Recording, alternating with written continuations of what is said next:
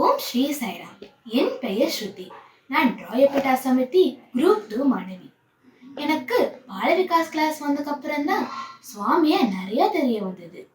என்னோட குரு அடிக்கடி சொல்வாங்க, நமக்கு ஏதாவது பிரச்சனையோ பயமோ எதுவா இருந்தாலும் சுவாமி கிட்ட மௌனமா பேசலாம் அல்லது லெட்டர் எழுதி வைக்கலாம்னு சொல்லுவாங்க.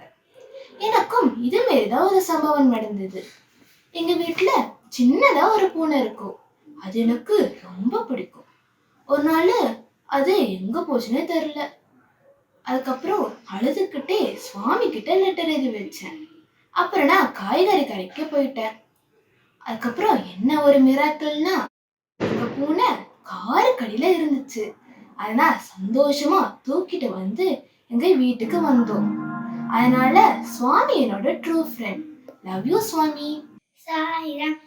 நான் சுவாமிய என் அம்மாவா நினைக்கிறேன்.